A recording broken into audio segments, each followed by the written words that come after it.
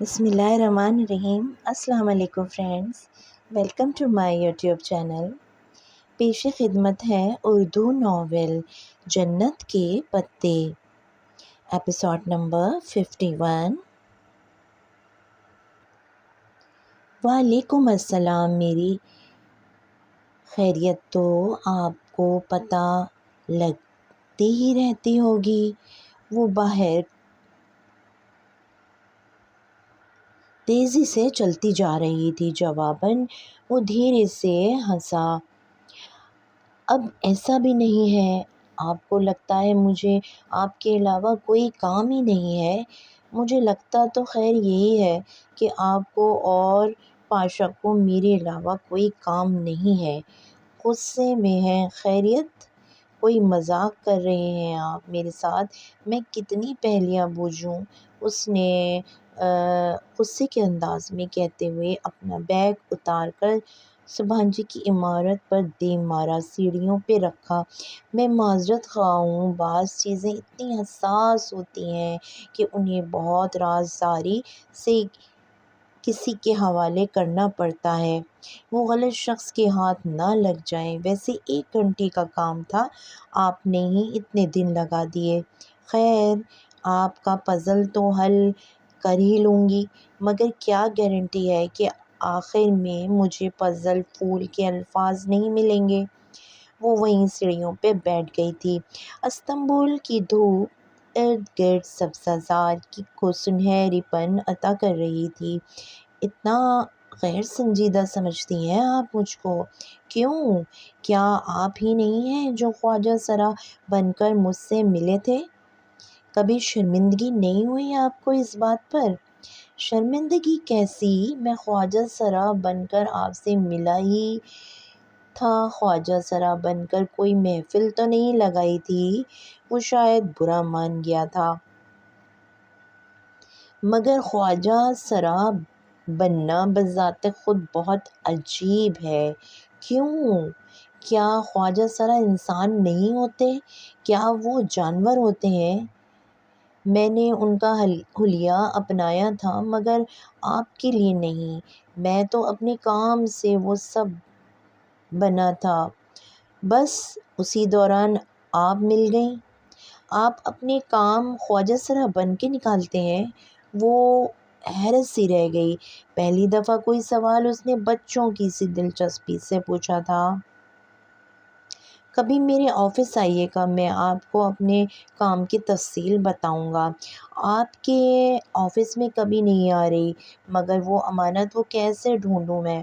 جو لکھا ہے اس پہ غور کریں، وہ ڈالی کی امانت ہے اور وہ اسی کو ملنی چاہیے جو اپنی صلاحیتوں سے خود کو اس کے قابل ثابت کر سکے۔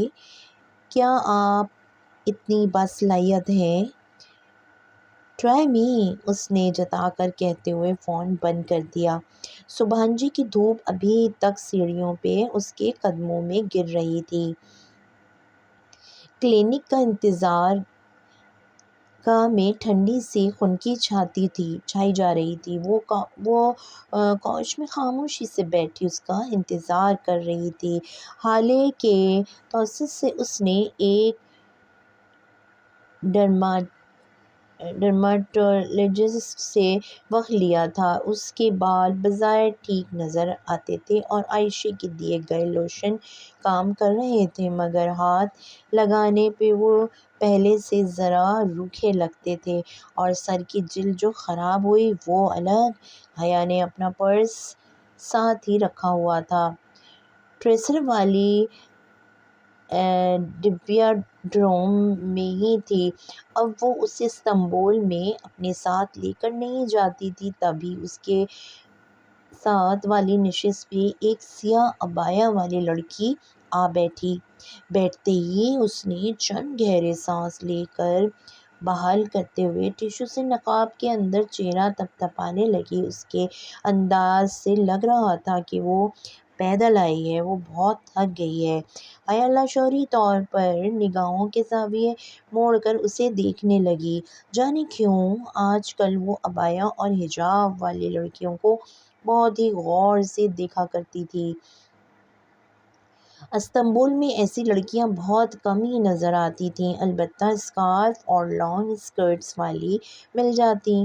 اکثریت ایسی لڑکیوں کی ہوتی جن میں سے ایک اس کے سامنے کوچ پہ بیٹھی ہوئی تھی، مختصر اسکرٹ، بنا آستین کے بلاؤز اور خوبصورت بال اور ٹانگ پہ ٹانگ رکھے بیٹھی، گھٹنے پھیلائے میگزین پر پڑھنے میں مگن تھی۔ استنبول کی علامتی لڑکی، اس کے اسکرٹ کا رنگ نارنجی تھا، بالکل ان دو کراؤن فش جیسا جو ان دنوں کاؤچز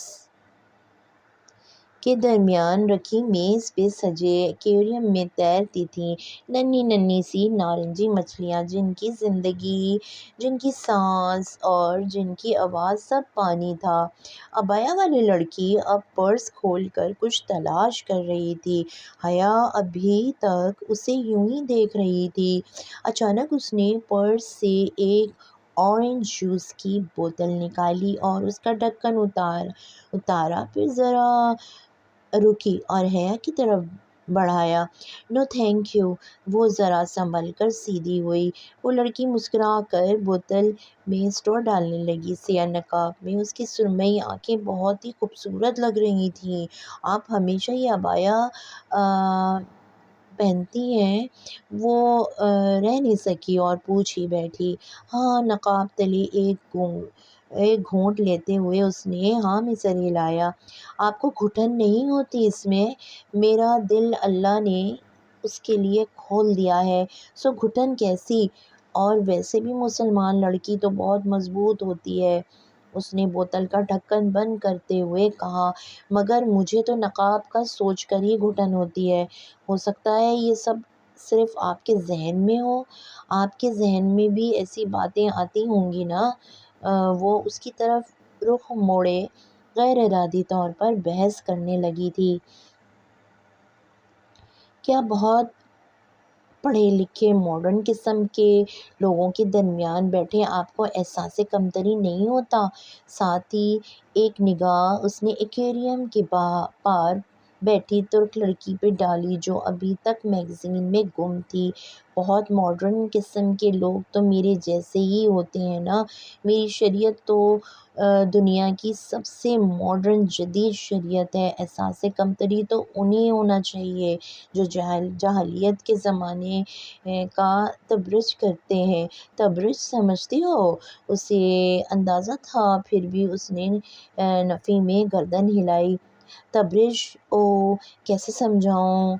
اس لڑکی نے لمحے بھر کو سوچا۔ "تم نے دبئی کے وہ اونچے اونچے ٹاورز تو دیکھے ہوں گے نا، برج خلیفہ"۔ "ہاں ہاں، تصاویر میں"۔ "بس اسی برج سے یہ تبرج نکلا ہے، کسی شے کو اتنا نمایاں اور خوبصورت بنانا کہ دور سے نظر آئے"۔ وہ صدیوں پہلے یوسف علیہ السلام کی مصر کی عورتیں تھیں جو تبرج کرتی تھیں۔ وہ ابو جہل کے عرب کی عورتیں تھیں جو زیب و زینت کر کے مردوں کے درمیان سے گزرتی تھیں۔ اگر استنبول کی لڑکیاں ان زمانے جاہلیت کی عورتوں کی پیروی کرتی ہیں تو وہ ماڈرن تو نہ ہوئی نا۔ ماڈرن تو میں ہوں، تم ہو، پھر کیسی شرمندگی"۔ اس نے رسان سے کہتے ہوئے شانے اچکائے۔ "اللہ اللہ"۔ یہ اعتماد وہ دم بخود رہ گئی۔ ترکوں کا اثر تھا، وہ بھی اللہ اللہ کہنے لگی تھی۔ "تمہیں لگتا ہے تم کبھی نقاب نہیں پہن سکتیں"۔ وہ اب ٹشو سے پیشانی پہ آئے پسینے کے قطرے پوچھتے ہوئے بول رہی تھی۔ "شاید نہیں، میری دوستوں اور فرسٹ کزنز میں سے کوئی نقاب نہیں لیتا"۔ اسے شہلا یاد آئی تھی پھر، مگر وہ اس کے سیکنڈ کزن کی بیوی تھی۔ "تو تم یہ رواج ڈالنے والی پہلی لڑکی بن جاؤ، اس سے کیا ہوگا"۔ جواب میں اس لڑکی نے مسکرا کر ذرا سا شانے اچکائے۔ "جو غار ثور کے آخری سوراخ پہ اپنا پاؤں رکھ دیتا ہے اور ساری رات سانپ سے ڈسے جانے کے باوجود اف نہیں کرتا، اس کی اس ایک رات کی نیکیاں عمر بن خطاب کی زندگی بھر کی نیکیوں کے برابر ہوتی ہے، مگر ہر شخص ابو بکر نہیں بن سکتا۔ ابو بکر صرف ایک ہی ہوتا ہے، پہلو میں پہل کرنے والا۔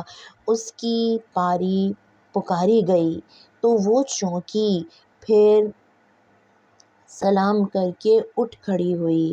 اسے اب اس لڑکی سے کچھ نہیں کہنا تھا، اس کا ذہن صاف تھا۔ اس کراؤن فش کی نارنجی پن کی طرح شفاف اور صاف، مگر وہ جانتی تھی کہ وہ کبھی اپنا چہرہ نہیں لپیٹ سکتی۔ اس تصور سے ہی اس کا دم گھٹتا تھا۔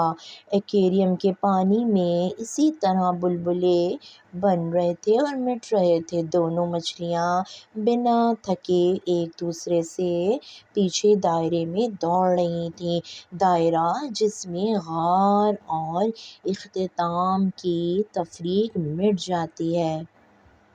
استقلال جستی میں معمول کی چہل پہل تھی۔ ٹھنڈی سی دھوپ گلی کے دونوں اطراف میں اٹھی قدیم عمارتوں پہ گر رہی تھی، گویا سنہری برف ہو۔ وہ جہان کے ساتھ ساتھ چلتی گلی میں آگے بڑھ رہی تھی۔ پھر اتفاق ہوا تھا کہ اس نے سیاہ اسکارف اور سیاہ اسکرٹ کے ساتھ گرے بلاؤز پہن رکھا تھا، اور جہان نے سیاہ جینس پہ گرے آدھی آستین والی شرٹ۔ آج جب وہ ادھر آئی تھی تو اس نے خواہش کی تھی کہ وہ استقلال اسٹریٹ کو ختم کرنا چاہتی ہے۔ اسے اس گلی کا انت دیکھنا تھا۔ اب وہ اسی لیے چلتے جا رہے تھے۔ کچھ پیو گی؟ جہان نے رک کر پوچھا، پھر جواب کا انتظار کیے بنا ایک کیفے میں چلا گیا۔ جب باہر آیا تو اس کے ہاتھوں میں 2 ڈسپوزیبل گلاس تھے اور بغل میں رول شدہ اخبار۔ شکریہ، اس نے مسکراتے ہوئے گلاس تھاما۔ جھاگ سے بھرا پینا کولاڈا، ناریل اور انناس کی رسیلی خوشبو اور دور ٹاکسم اسکوائر سے اٹھتی ٹیولپس کی مہک۔ اس نے آنکھیں بند کر کے سانس اندر کھینچی۔ جہان سکندر کا استنبول بہت خوبصورت تھا۔ ہاں اچھا ہے، وہ خود ہی تبصرہ کرتا گھونٹ بھر رہا تھا۔ حیا نے اس کے گلاس پکڑے ہاتھ کو دیکھا۔ اس نے وہ پلاٹینم بینڈ نہیں پہن رکھا تھا۔ یہ ان کی منگنی کے بعد پہلی ملاقات تھی اور اس میں اتنی انا تو تھی کہ اسے خود سے کبھی اس موضوع کو نہیں چھیڑنا تھا۔ تم اس روز 2 دفعہ آئی تھیں، بیک ڈور کی ضرورت کیوں پڑ گئی؟ وہ سرسری انداز میں پوچھ رہا تھا۔ یقیناً اس کے ورک کرنے سے پوری رپورٹ دی ہوگی، مگر جواب اس کے پاس تیار تھا۔ عائشہ گل نے بے شک کہا تھا کہ سچ سے بہتر جواب کوئی نہیں ہوتا، مگر اس وقت عائشہ کون سا دیکھ رہی تھی؟ کوئی جاننے والا نظر آ گیا تھا حالے، اور میں نے اس سے ٹکرانے سے بہتر سمجھا کہ دوسری گلی میں چلے جائیں۔ ویسے بھی شٹل آنے تک ہمیں انتظار تو کرنا ہی تھا نا۔ اگر کبھی پچھلی گلی میں کوئی جاننے والا ملے اور تمہیں استقلال میں آنا پڑے تو بے شک برگر کنگ کے اسی دروازے کو استعمال کر لینا، اس کے پچھلی طرف گھنٹی لگی ہے۔ گلاس خالی کر کے جہان نے کچرے دان میں ڈال دیا۔ حیا کا ابھی آدھا گلاس باقی تھا۔ تم بتاؤ، تمہیں لندن کب جانا ہے؟ وہ کافی بلند آواز میں بول رہی تھی۔ قریب سے گزرتے نارنجی سرخ ٹرام میں سوار سیاحوں کا گروہ اونچی اونچی سیٹیاں بجا رہا تھا، جس کے باعث کان پڑی آوازیں نہیں سنائی دیتی تھی۔ اگلے ماہ کا سوچ رہے ہیں، تب تک تم بھی فارغ ہوگی۔ باقی ایکسچینج اسٹوڈنٹس کہاں جا رہے ہیں؟ کچھ ترکی میں ہی گھومیں گے پھریں گے اور کچھ قطر، پیرس، دبئی وغیرہ جا رہے ہیں۔ تو تم ہمارے ساتھ لندن چلو نا، پھر جولائی میں واپس آ کر کلیئرنس کروانا اور پاکستان چلی جانا۔ میں اپنی دوستوں کے ساتھ بیوق ادا میں رہنا چاہتی ہوں۔ گو کہ جہان کے ساتھ لندن جانے کا خیال کافی پرکشش تھا، مگر اس نے فوراً حامی بھرنا مناسب نہ سمجھا۔ اوہو، ڈونٹ ٹیل می کہ تم ابھی تک وہیں رپورٹ لکھ رہی ہو۔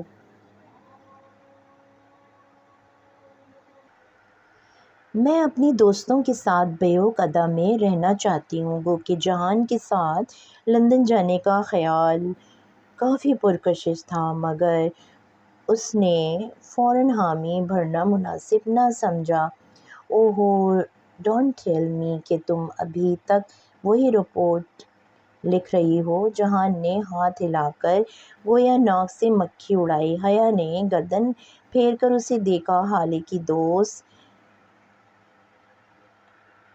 چھاپنے کے لیے تیار تھی، مگر جہان کے منع کرنے پہ اس نے وہ رپورٹ بند کر دی تھی۔ آج صبح ہی جب وہ اس کے بارے میں سوچ رہی تھی تو اسے لگا اسے یہ سب کسی بااعتماد شخص سے شیئر کرنا چاہیے، اور میجر احمد سے بڑھ کر کسی پہ اعتبار نہیں تھا۔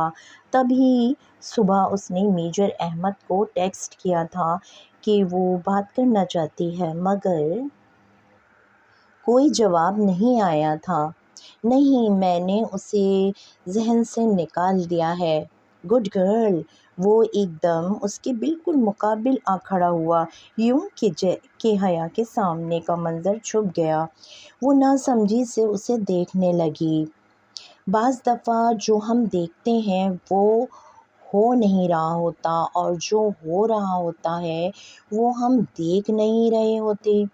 کہتے ہوئے اس نے رول شدہ اخبار کھولا اور پھر سے لپیٹنے لگا، یہاں تک کہ کون آئس کریم کی سنہری کون کی طرح اس نے اخبار کو رول کر دیا۔ پھر اس نے حیا کا گلاس لینے کے لیے ہاتھ بڑھایا۔ حیا نے ناسمجھی سے گلاس سے پکڑا۔ ایک چیز ہوتی ہے نظر کا دھوکہ۔ لوگ وہ نہیں ہوتے جو وہ نظر آتے ہیں، اور جو ہوتے ہیں اسے وہ چھپا کر رکھتے ہیں۔ اس نے گلاس کو ان کے منہ میں انڈیل دیا۔ جوس دھار کی صورت میں اخبار کی کون میں گرنے لگا۔ جہان نے خالی گلاس حیا کو تھمایا اور اخبار کی کون کو مزید لپیٹنا شروع کیا، پھر اس کے منہ بند کر دیا اور مخالف سمت سے اخبار کھولنے لگا۔ تمہیں کھلتی گئیں اور پورا اخبار سیدھا کھل کر سامنے آ گیا۔ صفحے سوکھے تھے اور جوس غائب۔ زبردست!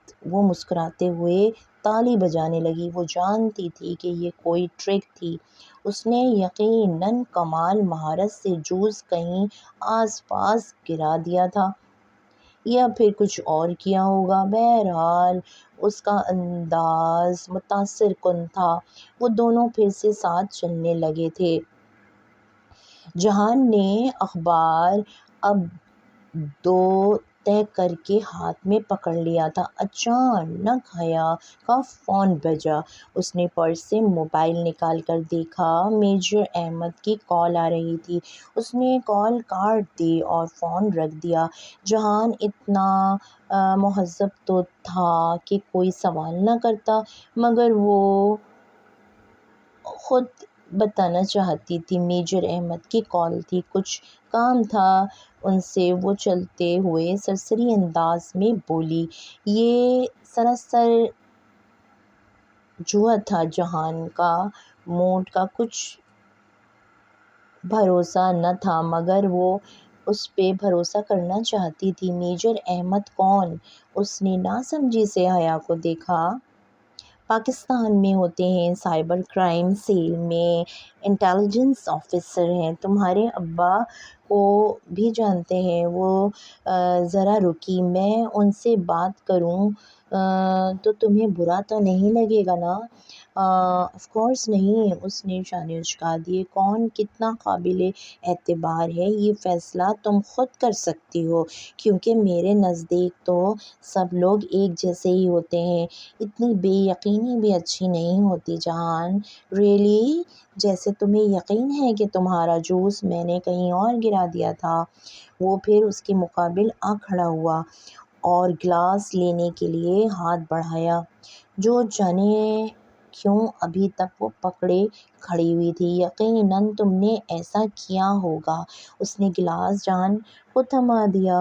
تب تک وہ اخبار کو دوبارہ کون کی شکل میں لپیٹ چکا تھا۔ گلاس لے کر اس نے اخبار کی کون کا کھلا منہ گلاس میں الٹا پینا کھولا۔ ایک دھار کی صورت گلاس میں گرنے لگا۔ وہ بے یقینی سے ساکت کھڑی دیکھ رہی تھی۔ یہ تم نے کیسے کیا؟ میں نے خود دیکھا تھا کہ اخبار سوکھا ہوا تھا۔ پھر یہ جوس کہاں سے آیا؟ اگر جادوگر اپنی ٹرک کے فوراً بعد ہی راز بتا دے تو کیا فائدہ؟ کبھی فرصت میں بتاؤں گا کہ یہ کیسے ہوا۔ البتہ اگر تم میری جگہ پہ کھڑی ہو کر یہ دیکھتیں تو جان پاتیں کہ میں نے یہ کیسے کیا ہے۔ جب تک انسان دوسرے کی جگہ پہ کھڑا ہو کر نہیں دیکھتا اسے پوری بات سمجھ میں نہیں آتی۔ تم عجیب ہو جہان۔ اس نے سر جھٹکا۔ ان دونوں چیزوں کو پھینک کر وہ میرے پاس آئی۔